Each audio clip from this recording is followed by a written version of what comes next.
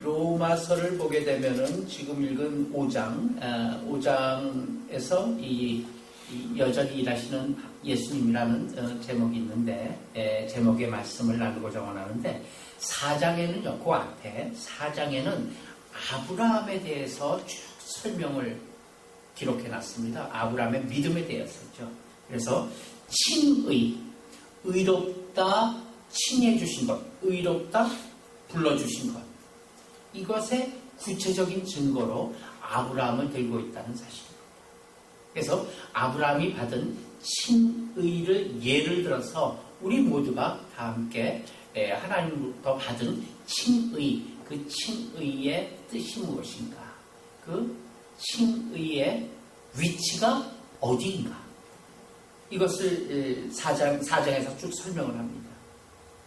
그리고 나서 5장에서 칭의의 결과에 대해서, 그리고 그 효력은 얼마나 확실하게 이루어질 수밖에 없는가, 그것을 증명하는데 5장 쭉 흐름이 그렇게 됩니다. 특히 오늘 본문 5장 8절에서부터 10절, 예수 그리스도로 구원받은 자가 되었다는 그 사실, 그 사실과 구원받은 자의 생활, 삶에 대하여 설명을 하고 있기 때문에 무척이나 중요한 구절이죠. 대부분의 신자들이 하나님이 예수 그리스도를 보내사 나를 구원해 주셨다, 이 감격 속에 머물고 있다는 사실입니다. 그런 현실이 그래요. 그 다음에 구원해 주셨습니다. 그 다음의 삶은요, 그 다음의 삶에 대해서는 정리가 되어 있지 않습니다. 그래서 신앙생활을 하면서도 구원의 감격, 그 이후가 맥이 풀려지는, 맥 풀린 삶을 살고 있는 것이 오늘날 현대 그리스도인의 현실입니다. 우리에게 구원 얻기 전과 구원 얻은 후에 달라진 것에 대해서 우리는 무엇을 정리하고 있습니까? 무엇이 구원 얻기 전과 구원 얻은 후에 달라진 것입니까? 영생이 있는 줄 알고, 그리고 그 하나님이 계신 것, 영생을 주신 하나님이 계신 것을 알고 있는 거예요. 그것이 구원 얻기 전과 구원 얻은 후에 달라진 것이죠. 맞습니다. 영생이라는 그 개념이 있고, 또한 그 개념의 영생을 우리가 얻게 된 것입니다. 그러나 규범적인 생활로서의 구원의 전후는 달라진 게 없다는 사실이에요. 어떤 규범, 어떤 삶의 구체적인 내용, 어떤 생각, 그 생각에 따른 삶의 결과, 이런 것이 약해져 있습니다. 그래서 규범적인 생활로는 구원의 전후가 사실 바꿔진 것이 없다는 것이 현실이잖아요. 그러나 예수 믿었다는 것은 구원 얻은 자는 다른 어떠한 생명과 다른 어떤 에너지를 받게 되었다는 그 사실을 말하고 있어요. 그냥 멍청이 있는 것이 아니라 다른 어떤 특별한 에너지를 받게 된 거예요. 어떤 다른 생명, 내 생명과 또 다른 어떤 생명을 받게 된 것, 이것을 이야기하고 있는 것이 오늘 본문의 말씀, 특별히 9절 10절입니다. 다시 한번 읽습니다. 9절 10절입니다. 시작. 그러면 이제 우리가 그 피로 인하여 의롭다 하심을 얻었는즉 더욱 그로 말미암아 진노하심에서 구원을 얻을 것이니, 곧 우리가 원수 되었을 때 그 아들의 죽으심으로 말미암아 하나님으로 더불어 화목되었는즉 화목된 자로서는 더욱 그의 살으심으로 인하여 구원을 얻을 것이니라. 우리는 죄와 하나님의 진노에서 구원 얻은 것, 그것이 우리의 힘으로 되지 않았다는 건 너무나 잘 알고 있어요. 이제는요. 그것이 무슨 내 실력이나 어떤 내 행동이나 내가 한 어떠한 것의 결과로 구원을 얻게 되었다는 것이 아니다라는 것은 이제 그리스도인들 모두가 다 알고 있는 사실입니다. 우리 힘으로 된 건 아니에요. 맞아요. 그런데 중요한 것은 구원을 얻은 이후의 삶도 내 힘이 아닌 하나님의 힘으로 살아간다는 사실에 야당합니다. 다시 한번 정리합니다. 구원을 얻게 되었어요. 생명을 얻었어요. 사망에서 생명으로 우리가 옮겨졌어요. 그 영생으로 옮겨주신 그 하나님, 그 하나님은 우리의 어떠한 우리한테서 원인이 있는 것이 아니고 우리한테서 어떠한 이유가 있는 것이 아니에요. 하나님께서 하나님의 뜻대로 우리를 고르시고 선택하셔서 사망에서 영생을 옮겨주셨어요. 오직 하나님의 은혜죠. 근데 문제는 그 이후 구원을 얻은 삶에도 내 힘이 아닌 하나님의 힘으로 살아간다는 것 자체에 약하다는 얘기예요. 근데 오늘 말씀에는 어때요? 10절에 예수 그리스도로 말미암아 하나님과 화목하게 되었는즉 그 다음 뭐예요? 역시 그리스도로 말미암아 구원을 얻을 것이니 이렇게 말씀합니다. 여기 구원이라는 말이 어때요? 오늘 8절, 9절, 10절에서 두 번 나와요. 구원이라는 말이 두 번 나와요. 구원을 얻는 과정에서 예수 그리스도께서 전적으로 임하셨어요. 전적으로 참견하시고 관계하셨어요. 근거가 되었어요. 그래서 구원을 얻었어요. 그러나 구원을 얻은 후의 신앙의 삶에서도 역시 그리스도의 도우심과 그의 능력이 필요하다라고 지금 오늘 본문은 역설하고 있는 거예요. 근데 우리의 상태는 어때요? 많은 그리스도인들의 생각은 어떤 생각을 하고 있어요? 이제 우리가 구원을 얻었으니까 예수 그리스도께서 죽을 우리를 다시 살리시고 대신 십자가에 돌아가셨으니까 이제는 우리 힘으로 그 은혜를 갚자. 이거 얼마나 고마운 일인가. 예수 그리스도 앞에 죽자.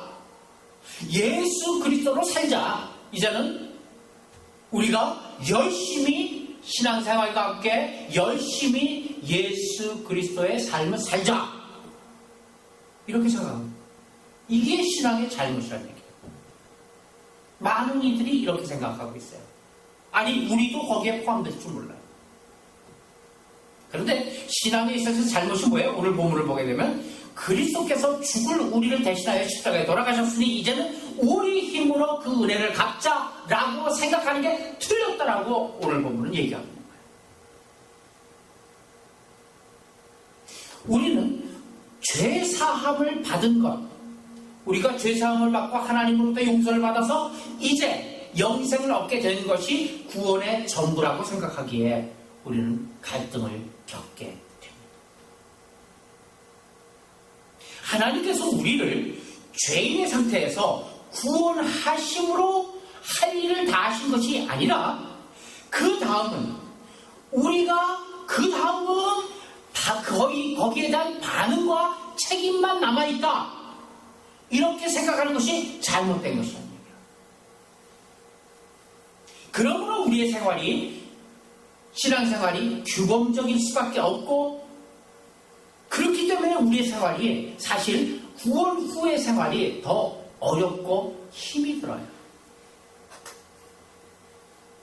그래서 결국 하나님께서 원하시는 생활을 할 수 없게 되고 있는 것, 그것이 그리스도인 현대인의 딜레마입니다.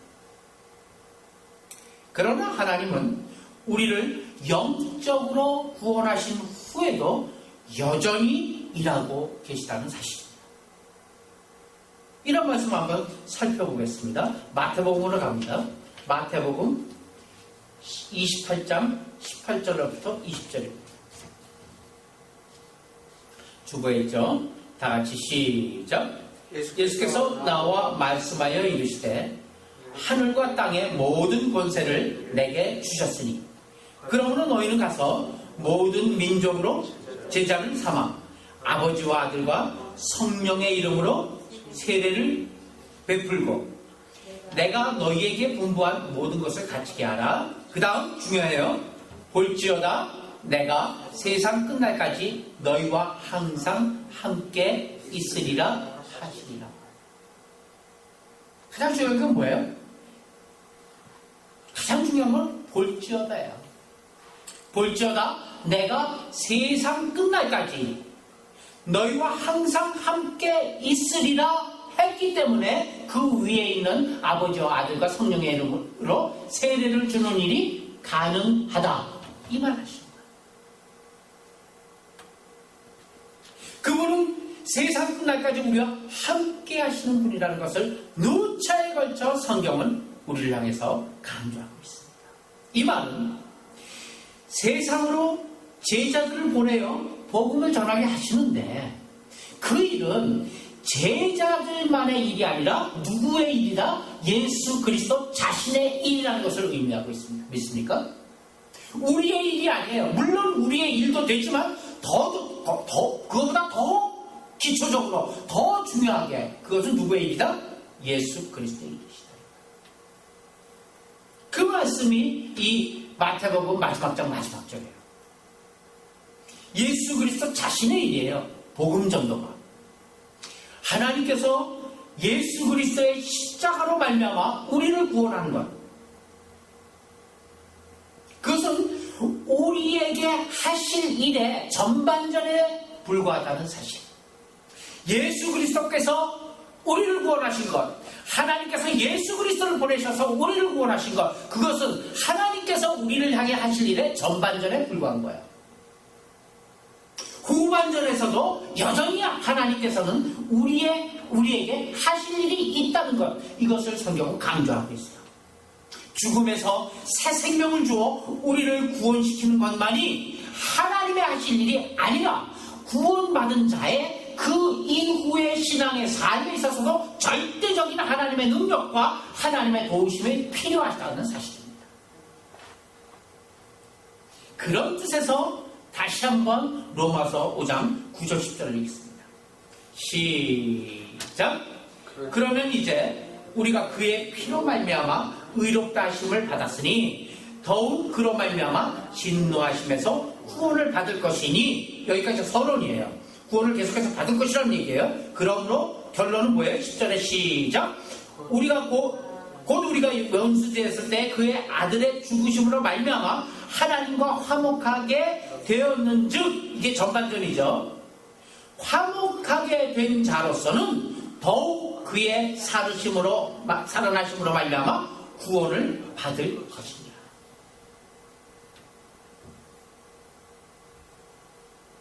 하나님의 구원을 받을 것이니라. 우리를 구원시키실 때 전적으로 하나님께서 일하셨습니다. 믿습니까? 우리는 구원의 구자도 모르고 하나님의 한자도 모르는 상태에 있었을 때 하나님께서는 일방적으로 은혜 가운데 일방적으로 우리를 사랑하셔서 우리를 구원하셨다는 얘기예요. 전적으로 하나님께서 하셨어요. 구원을 위해서 우리가 한 일은 조금도 없어요. 구원의 가치가 있는 일을 한 것은 하나도 없어요. 그러나 하나님께서 우리를 구원하셨어요. 그런데 그것은 거기에서 끝나는 것이 아니라 성화의 과정에서도 마찬가지예요. 성화의 과정에서도 하나님의 도우심이 필요하고 하나님의 도우심 없이는 성화될 수가 없다는 얘기예요.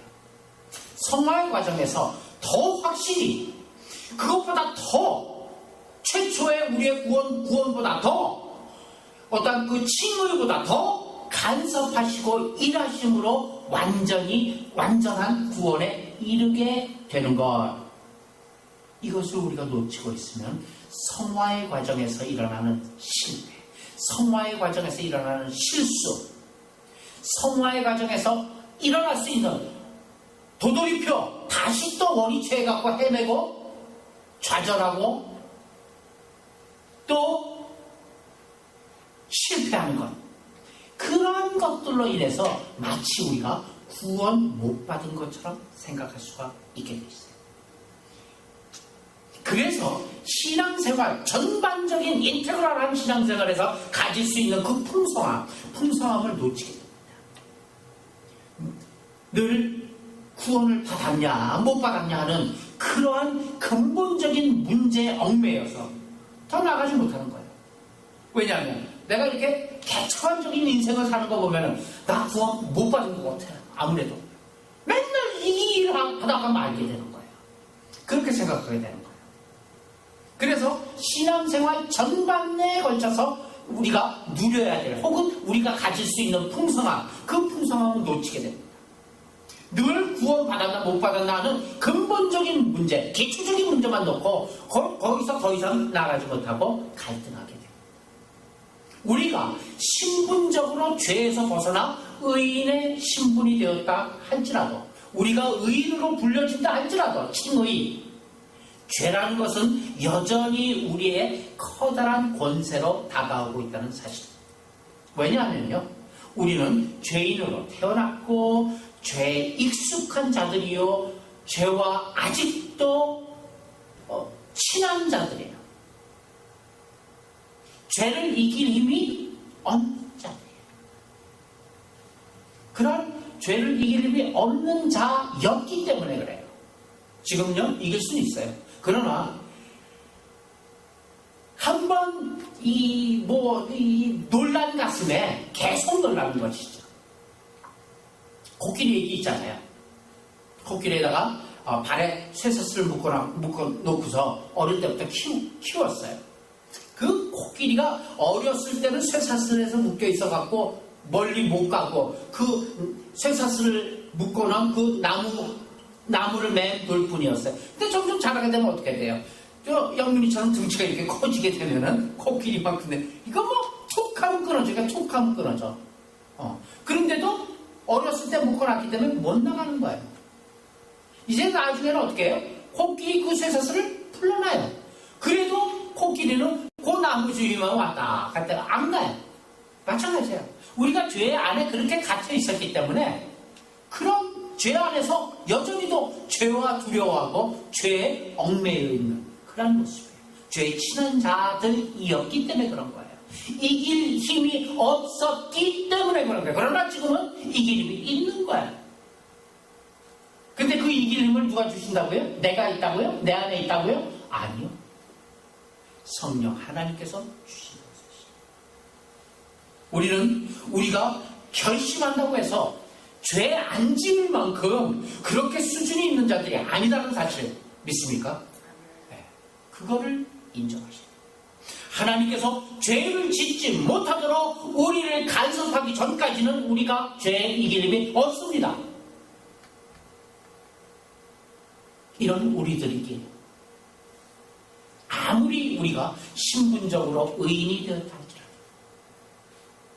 수준적으로는 거룩하게 되고 성결하게 되는데 그 수준까지 이르는데 하나님의 도우심과 간섭이 절대적으로 필요하다는 사실을 우리는 잊지 마시길 바랍니다. 마태복음 28장 20절에서 예수 그리스도께서 그의 목숨을 버리는 것으로 우리를 구원할 수 있었는데 그 목숨이 죽음을 이기고 살아나셨다면 그것으로 우리를 위해 더 얼마나 큰 일을 하시지 않겠느냐, 이것을 비교적으로 얘기하는 거예요. 20절 다시 한번 잘 읽어보세요. 마태복음 28절 20절이에요. 시작. 내가 너에게 분부한 모든 것을 가르쳐 지키게 하라. 볼지어다 내가 세상 끝날까지 너희와 항상 함께 있으리라 하시니라. 예수 그리스도께서 자기의 목숨을 버리심으로 우리를 구원하셨어요. 구원할 수 있었어요. 그런데요, 그 사망 권세를 이기고 다시 살아나셨어요. 더 큰 능력으로 살아나셨어요. 사망에 그의 목숨을 주어서 죽으셨을 뿐 아니라 그 사망 권세를 깨뜨리고 일어나셨어요. 다시 사셨어요. 그렇다면 그 사망보다 더 큰 그 능력과 그 힘으로 우리를 위해 얼마나 더 큰 일을 하시겠는가 비교하여서 내가 세상 끝날까지 너희와 항상 함께 있으리라. 죽음을 권세를 깨뜨리고 일어나신 후에 일가라는 그 하나님의, 그 예수님의 말씀인 것이에요. 내가 이제 일어났다. 사망 권세를 이기고 일어났다. 이긴 사망 권세를 이긴 권세와 그 능력으로 너희와 세상 끝날까지 함께 있으리라 하시는 거예요. 요한복음 10장 10절로 갑니다. 시작. 도둑이 온 것은 도둑질하고 죽이고 멸망시키려는 것뿐이요 내가 온 것은 양으로 생명을 얻게 하고 더 풍성히 얻게 하려는 것이다. 내가 온 것은, 다시 한번 시작. 내가 온 것은 양으로 생명을 얻게 하고 더 풍성히 얻게 하는 것. 굉장히 중요해요. 내가 온 것이 양으로 생명을 얻게 하는 것으로 온 게 아니라 내가 온 것이 양으로 생명을 얻게 하고 그 다음 뭐예요? 더 풍성히 얻게 하는. 두 개 나왔죠? 그쵸? 앞서 우리의 본문 속에서도 구원이 몇 개죠? 두 개예요. 지금 요한복음 10장 10절에도 생명을 얻게 하고 우리가 사망에서부터 영생으로 얻은 생명, 그 칭의를 얘기하죠. 생명을 얻게 하고 그 다음에 뭐예요? 더 풍성히 얻게 하는 거예요. 더 풍성히. 그것이 뭐예요? 더 풍성히 얻게 하는 것이. 더 풍성히 얻게 하시라고 온 것이라고 말씀하셔요. 자, 한번 예를 들어볼까? 죽어 있어요. 죽은 것을 살려서 생명을 주는데 풍성이라는 단어가 필요 있을까요? 없을까요? 없죠. 그렇잖아요. 죽은 거 아니면 산 것인데 거기에 풍성이라는 단어가 뭘 필요 있어요? 그렇죠? 살렸느냐? 죽은 채로 그냥 있느냐? 그 두 가지밖에 없어요. 풍성이라는 단어가 죽은 생명을 살리는, 구원하시는 데는 풍성이라는 단어가 필요 없어요. 그렇잖아요? 너 구원 받았냐? 풍성이 받았냐? 이게 말이 돼요? 구원 받았냐? 안 받았냐? 둘 중에 하나죠. 맞죠?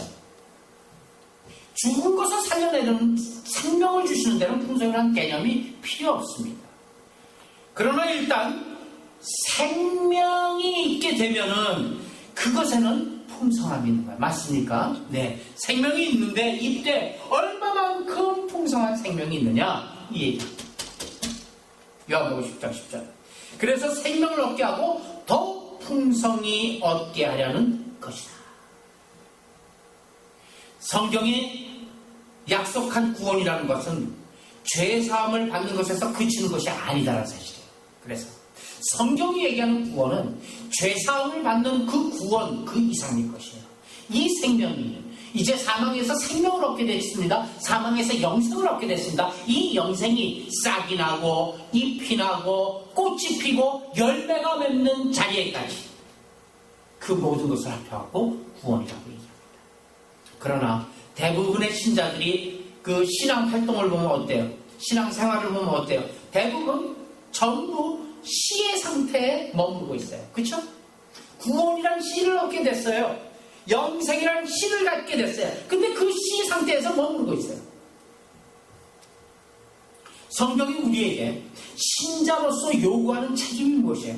그것은 이제 우리를 꽃 피우고 열매 맺게 하고 완성시키려는 그러한 하나님의 의도 속에서 우리가 어떻게 순종하며 발을 맞추는가? 이 차원에서 책임이 있다. 책임이라는 논이 등장합니다. 구원받은 자로서의 책임이 어떻게 등장하느냐? 로마서 1장 1절 한번 봅시다. 시작. 그러므로 우리가 믿음으로 의롭다 하심을 받았으니 우리 주 예수 그리스도로 말미암아 하나님과 화평을 나누자. 하나님과 화평을 나누자. 구원에서 의롭다 하심을 받았으니 끝이에요. 1단계. 그쵸? 전 단계죠. 그 다음에 후반부가 뭐예요? 그 다음 단계가 우리 주 예수 그리스도로 말미암아 하나님과 화평을 누리는 삶. 구체적으로 이제 구원 얻은 삶이 어떻게 하나님의 말씀에 순종하며 화평을 이룰 것인가? 예수 그리스도의 피로 말미암아 죄사함을 얻고 신자가 된 것입니다. 우리 모두는. 맞습니까? 그 다음이 필요해요. 그 다음 뭐예요? 1절에, 지금 읽은 1절의 표현대로 말씀드리면 뭐예요? 하나님과 더불어 화평을 이루는 삶이에요. 하나님과 더불어 화평하는 삶을 살고 있는가? 이 질문이에요. 또, 우리 본문의 9절의 표현대로 얘기한다면 뭐예요? 진노하심에서 구원을 얻을 것이에요. 구원 얻었는데요? 그러나 진노하심에서 또 구원을 얻을 것이라. 10절의 표현대로 얘기하면 뭐예요? 더욱 그의 사르심으로 말미암아 사르심으로 인하여 뭐라고요? 구원을 얻을 것입니다. 이와 같이 성경은 구원을 여러 단계로 표현하고 있다는 것을 우리는 기억해야 됩니다. 한 번의 구원이 아니에요. 여러 단계의 구원으로 표현하고 있어요. 그의 피로 인하여 우리가 의롭다함을 입은 즉 하나님과 화목되어 평화를 누리고 그 안에서 완성까지 가야 하는 것입니다.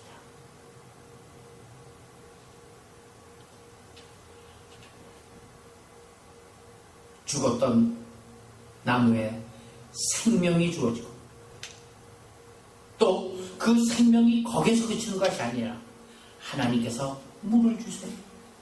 하나님께서 햇빛을 주세요. 하나님께서 좋은 토양이 되어주세요. 그래서 이제 다시 이 죽은 나무에서 싹이 나는 거예요.